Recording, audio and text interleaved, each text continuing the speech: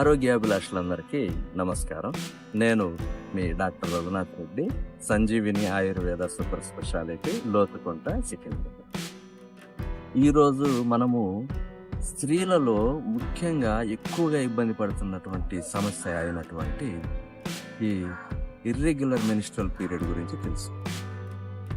ఈ క్రమముగా రాని, క్రమం తప్పినటువంటి ఋతుస్రావం కింద చెప్పుకోవచ్చు. ఇది చాలామంది స్త్రీలు ఫేస్ చేస్తారు.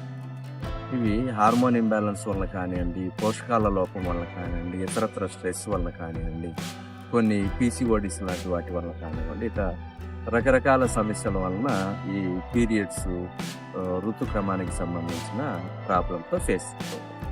అయితే వీటి నుంచి సులభంగా బయటపడాలంటే ముందుగా ఆరోగ్యకరమైన జీవన విధానాన్ని పాటించాలి.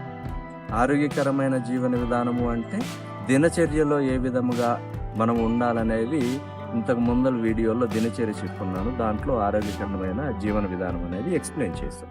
అది ఫాలో. దానితో పాటుగా అశోక అంటాం. అశోక అనేటువంటి చెట్టు యొక్క ఈ ఔషధ ద్రవ్యం అంటే అశోక చూర్ణము ఉంటుంది, లిక్విడ్ ఫామ్ ఉంటుంది, అశోక ఆరిష్టం అని చెప్పి లిక్విడ్ ఫామ్ ఉంటుంది. వీటిని డాక్టర్ల, వైద్యుల యొక్క సలహా సూచన మేరకు తీసుకుంటూ ఈ ప్రాబ్లం నుండి చాలా సులభంగా బయటపడవచ్చు. ధనియాల కషాయము, ధనియాలని ఉడికించి ఆ నీరు తాగుతున్నప్పుడు కూడా ఇటువంటి ప్రాబ్లం నుంచి సులభంగా త్వరితగతిన బయటపడేటువంటి అవకాశం ఉంటుంది.